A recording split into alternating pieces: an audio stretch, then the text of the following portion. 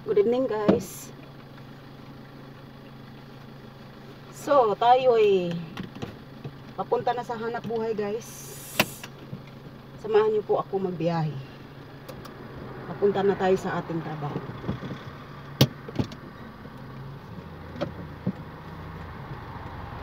So, Lord bless us please. Thank you. Ito yung ginagawa ng sasakyan na yun. Nakabantay na. Ito kayang gusto mo. So, ayan guys. Please Lord, bless us. Bless me to on the way. Moment. Please keep us safe. Lahat kami mga drivers.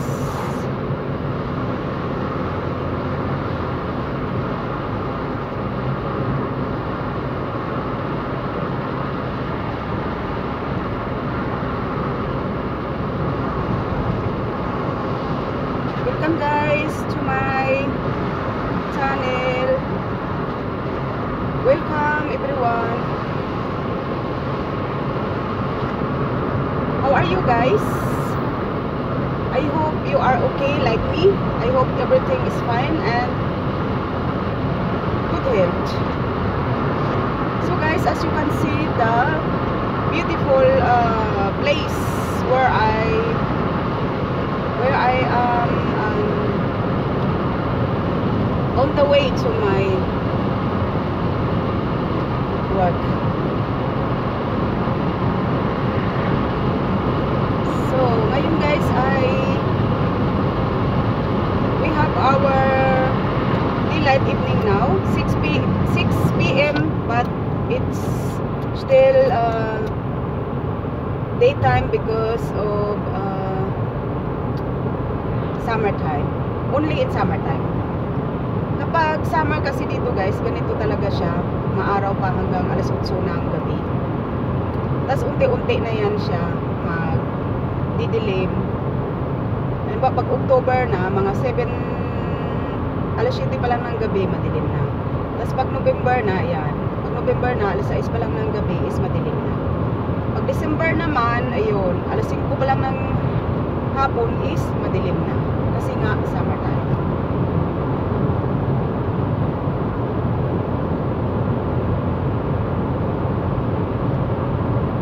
So, ang linis-linis guys ng kalsada.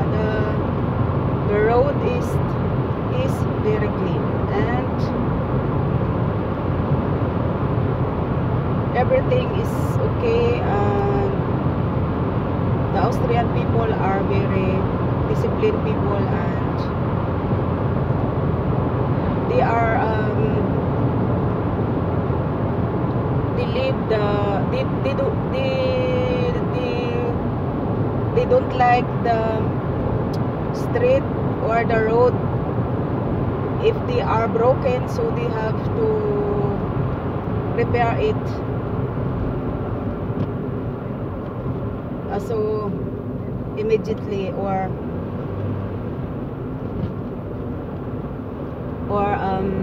on the spot, because they are like for the safety of others, they are thinking for the safety of everyone. So that is why, as you can see guys, everything is in order and the street is wide enough for the cars and for the bikers to that is for the safety of everyone on the way. So ganun kasi sila guys, talagang iniisip nila yung ano ng bawat isa, yung kaligtasan, ganyan. Lalo na sa mga estudyante. Kasi yung mga estudyante is yung ano, nagtatawid sila papunta sa school nila. So kaya meron talagang sign na ano, natawiran para tumawid ng maayos yung mga tao. At saka pagtawiran yan guys, kailangan talaga mag-stop yung mga sasakyan, kahit mga motor, bike, basta pagtawiran yan, mag-stop talaga sila, tapos tatawid yung mga tao. kapag nakita ng mga pulis na may tumatawid tapos ano ka pa, hindi ka pa hihinto sa pag-drive mo, ano ka nila, mag-ano ka, babayad ka ng penalty. Kasi basta pag alam mong may tatawid mula sa kabilang kalsada, hinto ka talaga. So kaya ganun ka-disiplina ang mga Austrian. So Austrian people are very disciplined and time is gold for them. Kaya pag sila nagtrabaho guys, lahat talaga pinapaliwanag nila para pag nagtrabaho, yung maayos yung pagtrabaho mo na hindi ka nagsasayang ng panahon. Yung kailangan pag binitawan mo siya, kung paano mo siya kinuha, ganun mo din ibalik. Para hindi nahahawakan ng iba. Kasi kung hindi ka maayos magtrabaho, trabaho para sa iba yun. So kailangan lagi kang maayos magtrabaho. Para yung naka-assign sa'yo, matatapos mo yun ng maayos. Tapos yung iba din, yung naka-assign sa kanila, matatapos din nila ng maayos na hindi na kailangang tumulong pa yung iba. Kasi para sa kanila kasi, kapag in-assign sa'yo yung trabaho na yun, ibig sabihin matatapos mo yun ng nasa tamang oras. Siyempre sa unang buwan kailangan pa rin naman talaga ng alalay. Tapos masasanay ka na rin. Tapos makikita mo na natatapos mo na rin sa tamang oras. Basta sumunod lang ng maayos is lahat nagagawa naman ng on time. So kaya maganda yung ano nila kasi yung kanilang bansa. Kasi talagang sila ay disiplinado sa trabaho. Saka yung batas kasi talaga nila din is batas talaga nila is nakikinabang bawat tao. Halimbawa dito pag yung halimbawa nagkasakit ka tapos hindi ka na makabalik sa trabaho ng within 2 months kasi hindi pa magaling yung naoperahan sa iyo or hindi pa magaling yung paa mo or kung ano man ang nangyari, no? Pag 2 months na yun, hindi ka pa magaling. So, siyempre, yung ibang mga company, tatanggalin ka talaga. No? Siyempre, pag matagal. Ngayon, tutulungan ka ng gobyerno within 1 month or 2 months na naghanap ka ng trabaho. Tutulungan ka ng gobyerno na mga, sabihin na lang natin na 60% doon sa sahod mong yun, sa company na inalisan mo, yung 60% doon, yun yung ibibigay sa iyo ng gobyerno para meron kang pambayad sa upa at meron kang pambayad sa pamasahe, ganun, pabalik-balik. So pero kailangan mag-apply ka kasi magre-report ka din sa gobyerno na sabihin mo na yan, ganito nag-apply ko nung kahapon, ganyan-ganyan.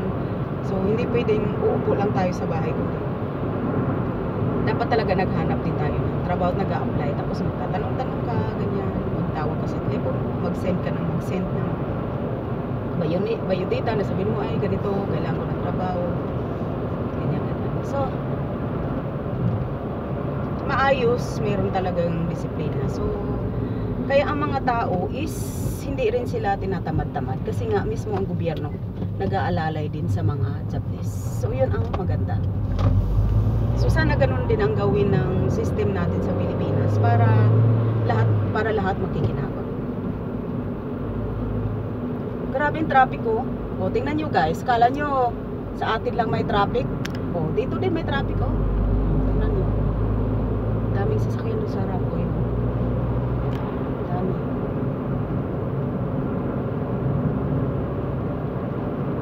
Sabi ko, pa naman kanina, sabi ng anak ko, mama, umalis ka ng maaga. Kasi sabi niya, baka matraffic ka.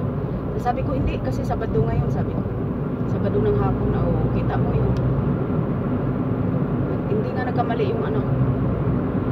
Kasi yun din lagi sinasabi ko sa kanya. Sabi ko, umalis ka ng maaga kasi para hindi ka matraffic. Pero yun, okay na naman.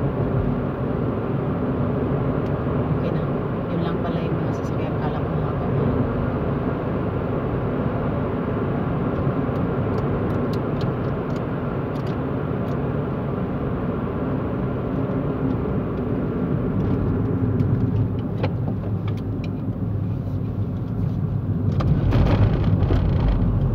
Yung aking kasunod. Grabe yung ilaw, oh. Grabe yung ano guys, araw. 7 ano pa, 7 ay 6 ano yata ngayon, 6:25 na ba, pero tingnan mo, grabe ang ano ng araw.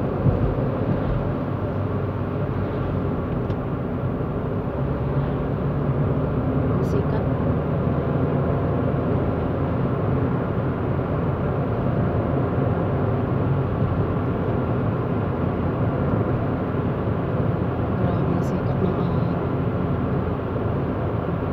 Ganda ng araw guys, perfect ang weather namin ngayon, 25 degrees Celsius.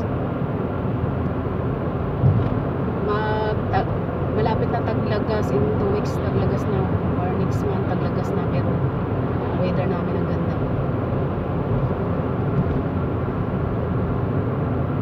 Parang traffic naman dito. Tumala ako naman sa kabila kasi traffic dyan eh. Siya. Mas maganda dito na lang ako tumakbo. Kasi pwede doon diretso pero matraffic eh, napapansin natin. Pag madaan ako sa alanganin.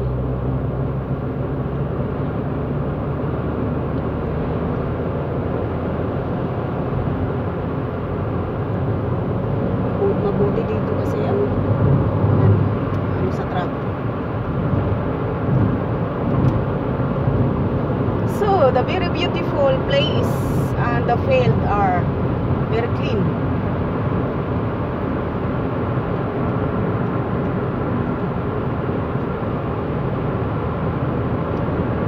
So, yun guys, kasi province kami, nasa 300 kilometers from Minas City. Kaya malinis at walang halos na building, walang infrastructure. Kasi nga walang masyado dahil nga province, pero lahat ay maayos. Dumaan tayo sa tunnel.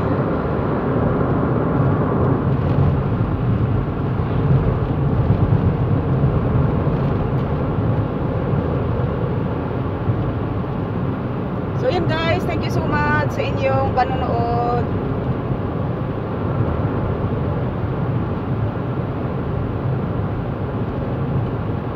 Thank you guys for supporting my channel. Thank you sa mga supporters ko guys, at sa mga kamag-anak ko, sa mga pinsan ko, sa mga kapatid ko na nag view sa aking mga videos. Maraming salamat po sa inyong lahat. Thank you. Sobrang malaking tulong po yan guys, na dinadalaw nyo ang aking mga videos, kasi nadadagdagan po ang aking watch hours kahit papano, dahil kung swertehin tayo, baka sasahod tayo ng ito pala, hindi ko pala, ikukwento ko pala sa inyo. Alam nyo guys, nakasahod na po ako ng unang sahod sa aking YouTube. Unang-una kong sahod is after ng magto 2 years, kasi January 29 ako 2021 nag-start. At ngayon ko lang po nakuha ang aking first na sahod, September 2023. So bago mag 2 years nakuha ko na yung una kong sahod. Pero guys, ang sahod ko is $70. At ang $70 na yan guys, dahil nga ako ay nag-super chat sa mga sa mga aking mga kaano din, aking mga nabibisitahang mga live streaming, ay mas mahigit pang $70 ang aking nagastos. Pero sige lang, okay lang. Kasi at least naniniwala naman ako na darating ang araw na suswertihin din tayo, at sana ay makasahod tayo ng $1,000 or more. So ganun talaga, kailangan lang natin magtsaga. Pero mo ang $70 na yan na sinahod ko is, yung videos ko is 1,000, ilang videos na ba ako? 1,400 o mga ganun, 1,400 videos na ako. Tapos yung halos 2 years ko yung ano guys, video na yan, live streaming. Tapos grabe, So, okay, pero okay lang, ganun talaga ang buhay. Minsan, hindi pa tayo siniswerte. Dahil ang ating video naman ay hindi naman din ganun ka sikat. So, magtyaga-tyaga lang tayo. Ganun talaga. Thank you guys so much. Thank you. Have a nice day.